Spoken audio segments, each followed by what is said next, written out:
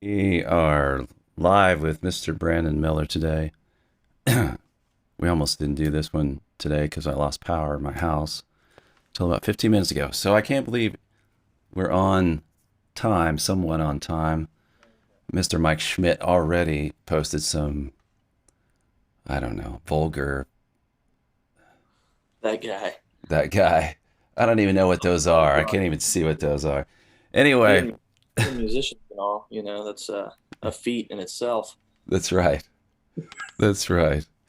All right, we're gonna play one of Brandon's videos, and then we're gonna come talk to Brandon. So let's do this. Why don't we do this here? Push this button. Push that button.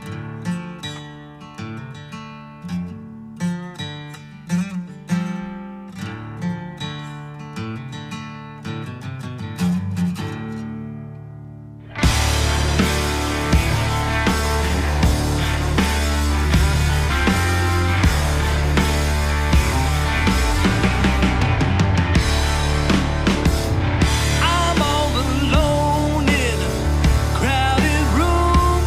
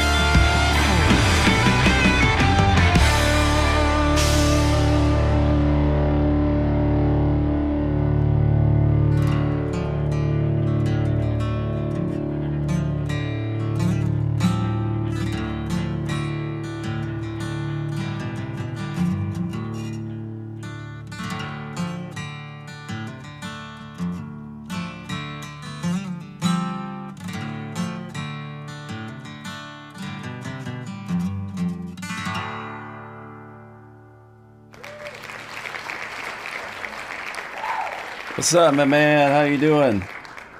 I'm doing all right, hanging in there, Good. A snowy day in Kansas City here, as you know. Dude, Uh, for real. but what can you do? Yeah. How are you? Good, man. I didn't even know I didn't even snowing until like I got out of my hole and went upstairs and then about then about 10 minutes later the power went out. I'm like, "Oh, yeah. It's gonna be one of those It's going to days. be one of those days." Yeah, totally. Man, I've been enjoying looking at your videos and, you know, that last video, whoever did that was pretty good. It's great work, really solid. That's really yeah. For all you don't know, that I and Fred Briggs, Colin Ridge helped Brandon complete that video. That was a blast. You guys were fun to work with. Thanks, man. It was easy to work with you guys, and you made us look good. So that's Yeah. the hardest job of the day. So, I was also looking at some of your other videos, and there's a couple songs um, on your some studio stuff that you recorded. You have some shots of you in the studio recording the other songs, right? Yeah, yeah. That's all Yeah, on your. we went ahead and did some video ourselves in the studio. Kind of recorded the whole session visually to go along with it to give people, you know, the idea of the environment in the studio and what it looks like, from our perspective. Obviously they're able to hear the end product, but to see us in the moment in the studio is something that most people never see or never have an idea of what it's like. So we wanted to do that and give the people and the fans the opportunity to step into a day in our life in the studio. So it turned out pretty cool. Yeah, yeah, man, I dug it. I a couple shots of Go Go. There was one song I was going to try to play later that um, I've heard most of your your single releases, I guess you would say, but there's a couple B side stuff. I was like, man, that's a really cool song. Oh, thank you. Might try to pull that up later. So already we got out of the shoot. We've got Mike Schmidt says, "Love your lead work, nice smooth vibrato." Well, thank you, Mike. Are you offended by that? Not yet. Okay, because Talk to me this afternoon, yeah, and I'll probably definitely be offended by that. Mike, he might say something offensive. He kind of warms you up with a compliment, and then you know, and then this guy says some good camera work on that last vid. His name, I don't know. His name sounds familiar. That could be Fred right there. That could be right. Yeah. So anyway, cool. So you sent me some stuff as well. See if I can pull this up here. You sent me a couple articles, and there was this one. Uh, so how do you get these interviews? Like how do people see you and say I want to interview you? Is this from some of your international work, or is this like how does that happen? It's a lot of this stuff you meet from, you know, either people coming out to shows, Mm, and they see you live and they enjoyed the show and they'll either do like a concert review, performance review, or they'll ask if there's anything that we can do, sending them the CD or, a physical CD or just the digital files to review an album. And mm, these are, contacts that I've made throughout the years. And the Blues Rock Review is one that I've known for many years.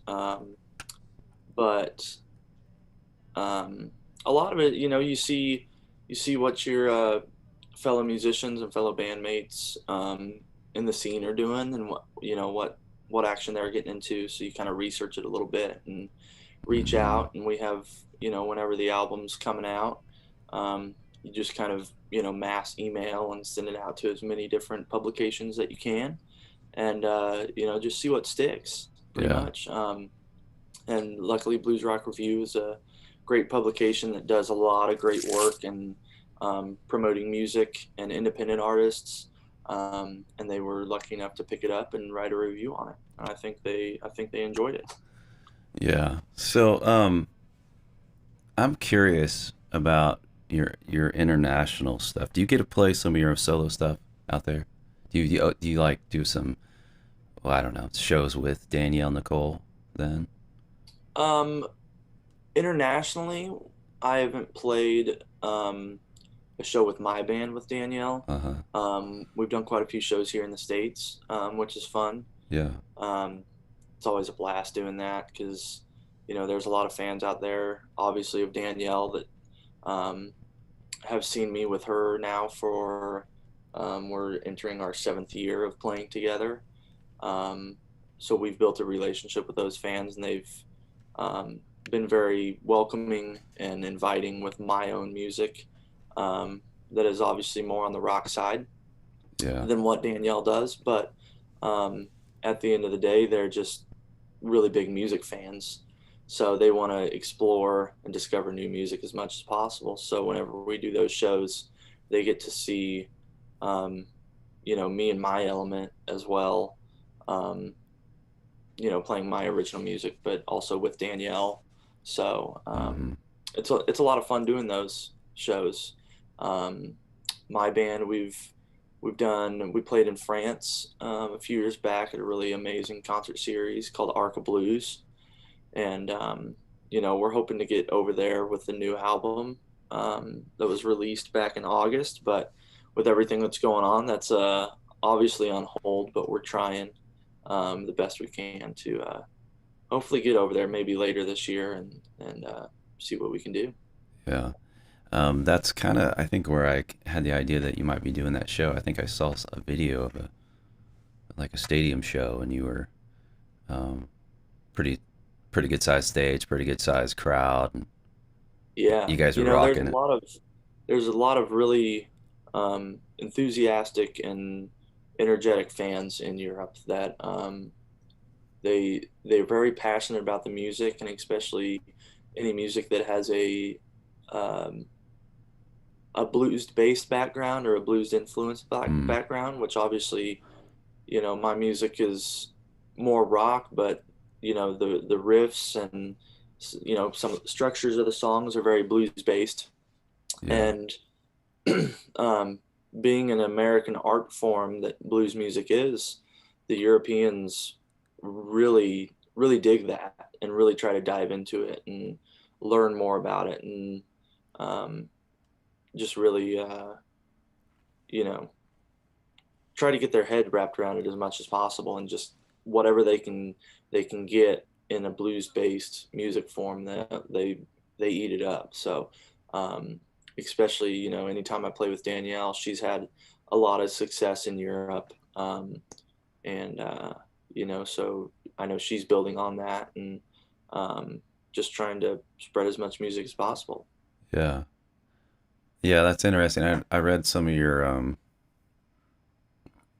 we'll get into like some of the COVID. What are you doing during COVID? But I read some of your article, and you kind of have a passion for sounds like you have a passion for history, literature, and even like government history. Um, Absolutely. which is that's an interesting place for a musician to come from. Do you have any kind of history for why?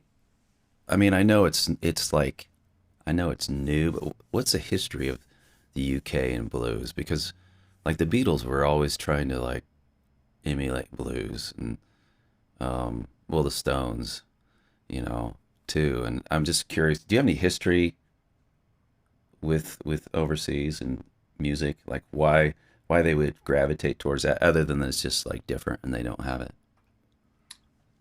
Um, yeah, I mean, I think it's just like you said, it's it was born here in America, so it's it was something I didn't realize until we had done a tour or two with Danielle, and we were in Norway, and they whenever I stepped back and started thinking about it. It's like, you know, they're coming to hear American blues music played by American musicians. Mm. So in their eyes, you know, it's who to better listen to than an American musician, an American artist playing American blues music.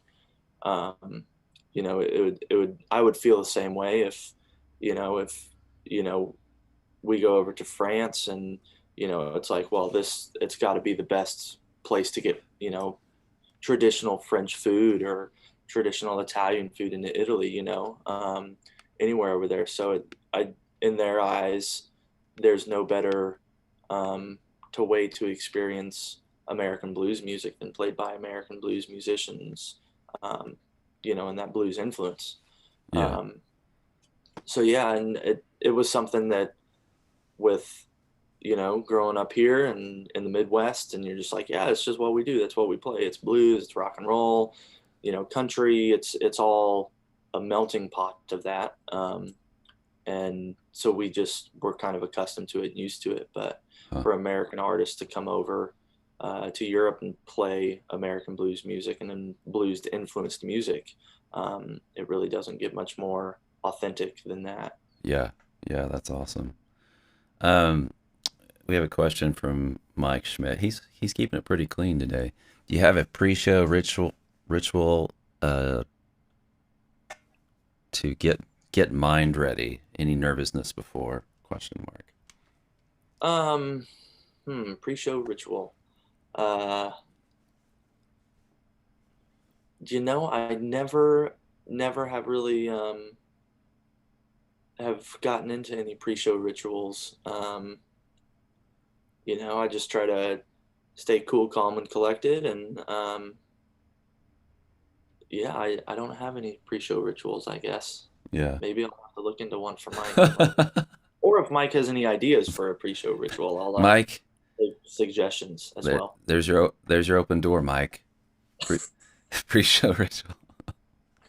Um, so yeah, so this leads to like, how long have you been playing? I mean, I know these are general questions most interview people ask you, but like Yeah. sometimes people, I want to know that stuff because sometimes that helps. Well, the reason you're not completely just nervous is because you've been doing this for a minute, you know? Yeah, you know, I my parents got me my first guitar when I was 7. They got me a guitar for Christmas.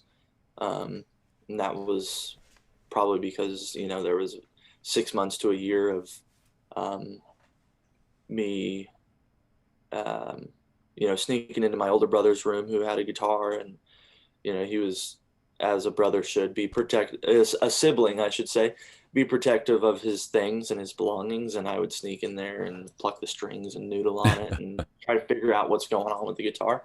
Yeah. And he would always get mad and stuff. You know, he could tell when I had touched the guitar and played it and messed with it. So after, you know, months and months of arguing and fighting over that, my parents decided to get me a guitar for Christmas when I was 7, and just played. I mean, played a lot. I always had the guitar on any time of day, and you know, by the time I was 13, a good friend of mine and my parents, so he had come into my parents' business in Gardner. They had a local printing shop in Gardner on Main Street, and in the summer we were kind of living out in the country. So in the summertime, my brother and I would, um, you know, go to work with my parents, and that way we could be in town. And if we wanted to go to the ballpark or the pool or hang out with our friends in town, we could do that. We'd just ride our bikes anywhere. And so he happened to come into the shop that day, and I was practicing guitar in the back room, and he was like, you know, who's that practicing? And my dad said, oh, that's our son. And he was like, well, it sounds pretty good, you know, I mean, he should, you know, he's like, I've got a band and we're rehearsing if he wants to come out and do that, or he should really go to this open jam night in Lenexa. It's called Jerry's Bait Shop, and they do a jam night every Wednesday. And my parents were like, oh, okay, all right, you know, we'll see what's happening. And my parents have always been huge music fans and music supporters, um, you know, going to concerts as long as they can remember, you know, whether it's shows at, Sandstone or the Midland or the Sprint Center here in town, large venues, but also, um, just going out to the local bars and catching out what, local original bands are playing or cover bands or whoever it is. They just love music. So, um, me and a buddy from school had been kind of trying to put a band together, and we decided to go to Jerry's Bait Shop on a Wednesday night for the jam. And we showed up, and they were cool about letting us play. They were like, "Well, you're underage." We were both 13 at the time, so um, they were like, "We'll get you up early, and you just got to be out of the bar by 10." Because that's when they stopped serving food and it turned into strictly a bar. So we signed up, and Brandon guitar, Josh on drums, and we wrote down our two songs, and our two songs were um, 2112 and Spirit of the Radio by Rush. And we were like, oh, we'll just do it as a duo. That's what we're doing in the basement at that time anyways. So we didn't Yeah. have a bass player or a singer. And so luckily Scotty McBee, who is the host of, was the host of Jerry's and the jam night there, he was like, well, I can play bass. And he's like, do you have anybody that can sing? And we're like, no. He's like, well, I can probably sing it too, because he's such an amazing musician. So we got up and played the first two parts of 2112 and closed the night with Spirit of the Radio. And, for your first time being on stage in front of people and really getting that reaction and the connection with people, that's immediately what hooked me to performing live. Hmm. So from there, we were playing shows in high school together, and I went on to play in numerous different cover bands and a few tribute bands, all kind of classic rock based. I was in a Kiss tribute band for a little while where we dressed up. Um, Followed that up with a Led Zeppelin tribute band. Um, and then, towards the end of high school, I was starting to write more music, and decided to, pursue my solo project. And I came out with my first album when I was 21, and then I've just released my third studio album, and we have a live album as well. So, um, kind of a long history of playing music already, but since I was 13, I started playing, pretty much every weekend, Friday and Saturday nights somewhere, and um, yeah, just still trying to play as much as possible when they let me. Yeah, I hear that. So what's kind of unique is that you're still at Jerry's. You're still doing it. Like Yeah, during this it's COVID stuff, funny. I see you there. I see you working it. I mean, there's a lot of musicians I see in Kansas City that are working it, but I see you working it pretty hard. And I know that you came off the road, and this was a big deal. You lost quite a bit during this whole deal, and Yeah, um, it was one of those things, like you said, I'm back at Jerry's, so it's come full circle. But yeah, um, you know, it was, like you said, we come off the road, and last year I couldn't, even tell you how many dates we were. hmm, We're usually on the road half the year with Danielle, and my band goes out another, 30% of the year, and we're just trying to play as much as possible because that's the only way, we can make a living is if we're on the road. yeah, So, coming home, it was obvious that, when it first started, it was like, oh, we'll give it a few months, by summertime or in the fall, we'll be back out there. It won't be that big of a deal. And then when it just kept, punch after punch kept coming, um, by the time the fall rolled around, there were some opportunities to play some acoustic gigs around town. Um, so it's obviously not only financially something to do, but just keep your chops up, yeah, guitar wise and vocally, to where whenever the doors do open and we're able to tour again full time, that I'll be ready for that, and you know won't be won't be trying to play catch up at all. So, yeah. and I hear Jerry's has always been um, a home to me. You know, Hmm. that's like I said, that's where I got my start, and they supported me very well and allowed a little 13-year-old kid to come in and play music in a bar. So I owe Jerry's Bait Shop a lot of credit to my musical upbringing and my success. So I love being back there and paying it back to him. Yeah. So if somebody's watching this or it's not from Kansas City, how would they get a hold of Jerry's, or what if they want to come see you play at Jerry's? Because you're there. When are you there, first of all, and then how do you get there? How would you find it? Yeah, right now I'm there every Wednesday night, which is uh, the Jerry's Jam night Hmm. each and every Wednesday. Last night we played there, and right now they're kind of easing back into it. So the first Wednesday of every month is the full band electric jam, and then the other Wednesdays I kind of do an acoustic open mic jam night. So if the cool thing about what Jerry's has always done is there's a house band, guitar, bass, and drums, and then you sign up and kind of like an open mic night, but it would be better described as like like a live band karaoke, where if you want to get up and sing, you can sing with the band, or if you want to get up and play drums with the band, you can play drums. Any instrument that you want, or if you have a full band, you can bring your full band out. So, and we have a list of like something ridiculous like 500 or 600 songs that we can all roughly get through one way or another. That's So, crazy. there's anything from the Beatles and the Stones to Tom Petty, Aerosmith, Van Halen, Motley Crue, Stone Temple Pilots. Last night we did a Bruno Mars song. So it's the whole spectrum of music. But I'm there every Wednesday at Jerry's Bait Shop in Lenexa from 8 to midnight.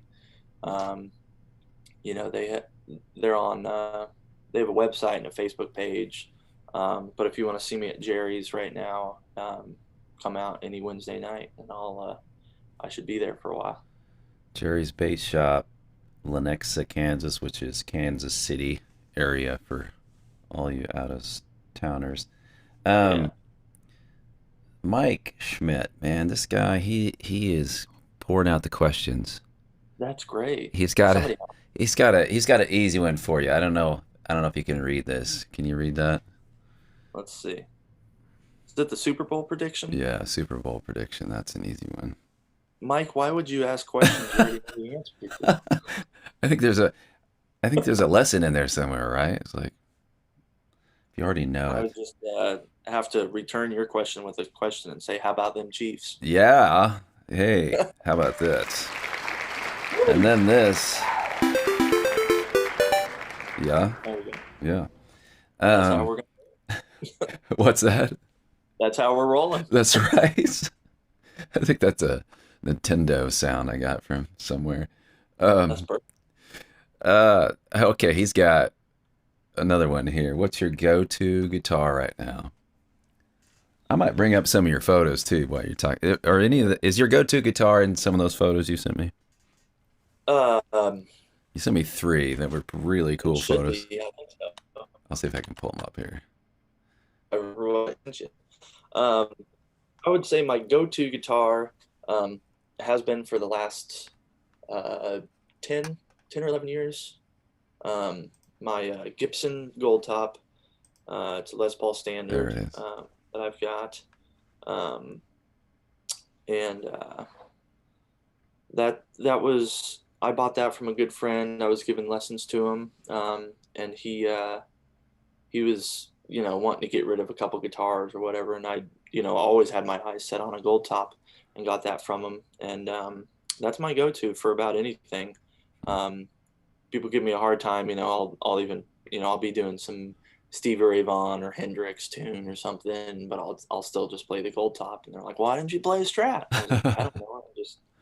This is me. This is an extension of me. So that's what comes out." So yeah, it'd be the gold top is my go-to for about anything I do. Yeah. Um, that other guitar that you had pulled up is a very special guitar I've had for, If I can get it. um, let's see, about 4 or 5 years now. The Zematis guitar, with that beautiful metal front. What can I get? It's Like, a there really we go. special guitar. I use that for There some we open go. slide tunings. It's a little bit darker of a sound, so it has some cool sounds to it, which is a lot of fun. And it's just a beautiful, gorgeous guitar that the guys over at Zematis sent me a couple years back. So it's I love guitars, so Mm-hmm. it's easy to talk about guitars. Yeah, totally. So you tapped onto something kind of interesting there. You said you don't change guitars much. Um, that to me is kind of a maybe a conversation point because you're kind of identifying your style almost. Uh, you know, you find out what you like, um, what guitars you like, how you want to play it, and then that's what people like. They like to know Brandon. They like to know what he likes. They don't want to see Brandon come and try to be five different people with five different guitars, I guess. Would you agree with that? Right. I totally agree. And Not that there's it's anything cool. wrong with a bunch of guitars, because my brother's gonna he's gonna have some Yeah, words. he's gonna chime in any minute now. Um, but it. I love guitar. I have a lot of guitars, and each one is different in its own way. It's just like a carpenter or anybody that's like they have a toolbox, and every tool has its purpose. And but you just pick up a guitar, and it from the moment you pick it up, you're like, all right, this is the one. This one, Hmm. it's gonna be with me for a long time. It's an extension of my voice as an artist and a musician, and it's kind of always been the gold top. Um, and it's funny because as much as I can, for my shows, I'll pretty much play the gold top. I would say 80 to 90% of the show, unless it's kind of an alternate tuning um, thing where I pick up another guitar or two. Yeah. Um, but with something like what we do with Danielle, she has about half the show in standard tuning, half the show in flatted tuning. Um, she really likes to sing in E flat or um, B flat, D flat, some of those keys. So I have a 335 that I just tuned down to E flat Hmm. for those. Um, but yeah, for the most part, I like to just keep it simple playing, and you know just not worry about you know is this guitar in tune, is this guitar going to work tonight, is you know because I have quite a few semi hollow bodies, so whenever you're playing a different city every night, a different stage, there's a lot of variables that go into that. So if the weather's weird, the hollow Hmm. body will start acting different. If we're outside and it's 95 and sunny and you're in the sun, like that 335 hollow body is not gonna fare well in the sun. It's gonna change all the time. So um, the gold top for me is the most consistent night after night, no matter where I'm at. Dragging it in the van or in the hotel room or backstage or wherever. It's my workhorse, and that's what I'm doing. And it's hard because I I still take when we're on the road, I'll take 4 or 5 guitars with me everywhere we go, um, and I love to have those with me. But I've seen some shows, bigger shows where the guitar player will play the one guitar the whole night, and you're like, that's great, that's their sound and that's how they identify, like you said. But then I've seen other shows where I don't know if they're just showing off their guitar collection, or if the certain songs have a purpose, but it's like they may play 20 songs and they have a different guitar for every song. And you're just like, okay, I get it. You have a great guitar collection, but just Yeah. uh, at some point it's just like, just play guitar. Yeah. Find your voice. Huh? Yeah, totally. Um, we have another good question here. This is from Aaron Davis. He was on the show a couple of weeks ago, and I don't know if you've seen that one, Brandon, but you probably really like it. It's a couple shows back, but he's a composer and a guitarist, and he has some really cool stuff. He's how do you start marketing yourself and stay on brand for your fan base? That's a really good question because I struggle with that. Ooh, yeah. Great question. Um, there's marketing wise, it's tough. I grew up in the cover band scene, and making that transition into an original artist and an original band where, obviously there's risks everywhere, but as an original artist, um, I feel there's a lot of risk where you're playing these shows and you're banking off people coming out to your show and paying a ticket price, and that's how you're gonna, pay your band and put money in your pocket and feed yourself and put a roof over your head. So, um, when it comes to marketing, um, it is hard to stay true to that brand and that image time over time. So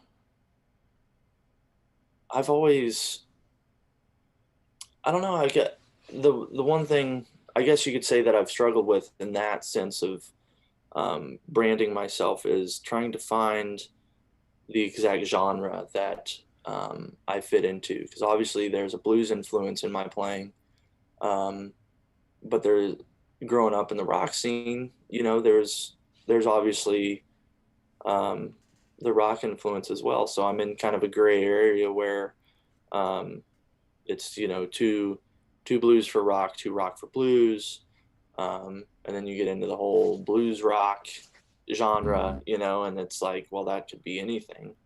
Um, but marketing is tough. I think it's I think for me the marketing, even in such a you know technology driven age that we live in, for my music and my genre, it's really helped just having um, a lot of a small amount of real diehard fans Mm-hmm. in Kansas City, and then kind of spread out around the country. Um, but word of mouth from them, like if you just get a couple people hooked, that's all it takes, and then hopefully the next time you play, it's like those 10 people tell a couple people, and that 10 people turns into 20 people, and then 20 turns into 40, and so on. So as long as you keep um, feeding them information and giving them um, any kind of product marketing wise, whether it's music or new videos, or you just the interaction with the fans is, I think the key to marketing is just being able to interact and being personable with them. Um,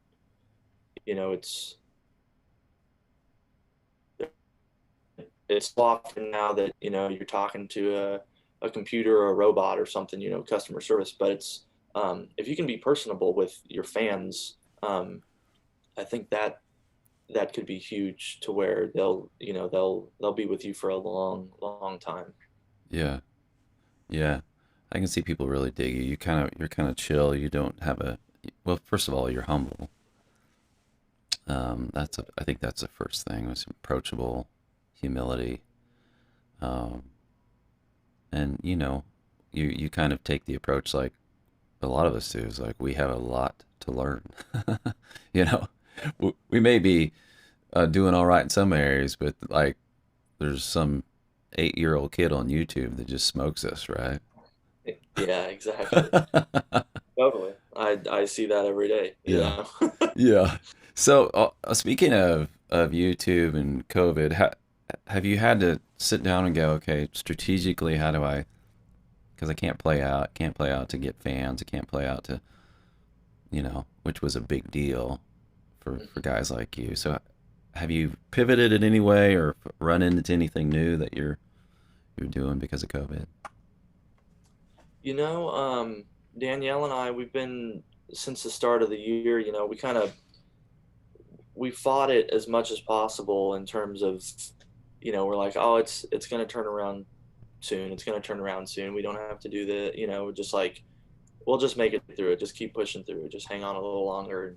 But whenever the first of the year rolled around, and there were still reschedules happening, and reschedules of reschedules Yeah. happening. We decided to try to move forward with some live streams from home. Um, so we set up in the living room, and it's we call it you know live stream, live from a living room, Mm. and to play on Mr. Chris Stapleton's albums. But we decided to start doing that, and we've kind of done them every 2 weeks. We did them, we did three of them in January, and we're still planning on to do them as much as possible.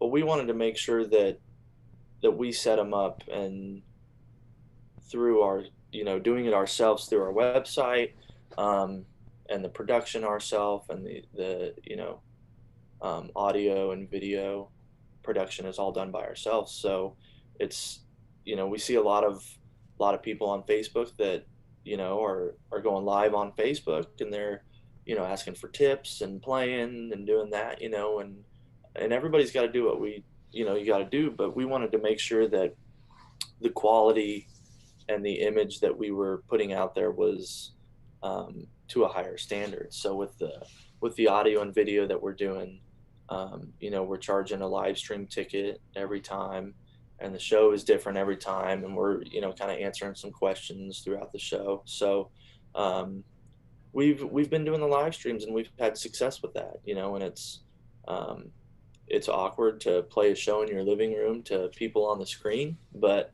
um, you got to do what you got to do. You got to learn to adapt, and just push through. But um, we wanted to. The big thing in our book was making sure that the production was was top notch, and that Yeah. people will want to pay for that, Yeah. because we feel it's something that should be. It's a service and a product that people are willing to pay for, and shouldn't be free. Yeah. So we went that road, and I know our fans and the audience that we're playing to appreciates that. Yeah. Totally. I was I don't know. I can't remember who it was. It was some famous YouTuber talking about music marketing trends, and they were really talking like, don't even if this goes back to somewhat normal, don't forget about virtual concerts. And do them, and to your point, he said do them right, because what's happening is, I mean, you have big labels with artists coming out that are just kind of throwing these things together. I mean, like Nissan will sponsor Josh Stone or somebody doing a live stream, and you're like, man, I think I could get a better mix than that. You know what I mean? Absolutely. You know what I mean? So it's like, it's kind of like they're not taking it serious. So, um, the first one to take it serious and do a quality product wins, I think. So good for you. Yeah. And second, how does somebody get to your live streams, I guess? And we can post these links in the description when we're done. But Sure. Yeah. My website, brandonmillerkc.com, or with Danielle Nicole, it's daniellenicolemusic.com. And you just go to the live section in that, and you'll pay a ticket for the live stream. You'll get a link on how to join the video, and there's a passcode to it. And the cool thing too is, since we do have fans in Europe, it's like if we're doing these live streams at 7 o'clock Central Standard Time, it might be 1 or 2 in the morning, in Europe. But we give the opportunity to where you can view it for 24 hours, yeah, the whole show. So if somebody's like, well, I want to see the show, but I've got something going on right at 7 o'clock. I'll either watch it later tonight or I'll watch it tomorrow, or they may watch it and they may go back and watch it again the next day. So it's flexible. I think everybody has to be flexible right now, with everything that's changing, at any given moment. So giving that option that it's available to view for 24 hours has really helped, in that sense where, people from around the world can watch it, when they can. Do you find are you getting a lot of people from around the world because of your international dates and stuff? Yeah, we usually, we have a very strong, European, we have several diehard fans, a couple in the UK, Germany, I think Finland, and Switzerland, that they usually tune in, almost every live stream. They have, they say they're staying up late and they're making coffee at That's midnight, awesome, man. and they're it's rally time for them. That's awesome. But luckily, if we do it right, and it's on a Friday or Saturday night, everybody's cool to it, and we see them interacting with us during the concert, and that's really special, to see people come together, with the power of music, and if we just give them an hour or two where they can forget about whatever struggles or troubles they're going through and put a smile on their face, then we've done our job. Yeah, totally. So, yeah. So make sure you give me those links so we can post how to get to the live stream. You know what? Let's try to play one more song before we continue our interview here. I'll see if I can do this. You bet. I'm pushing all the right buttons. There we go. All right.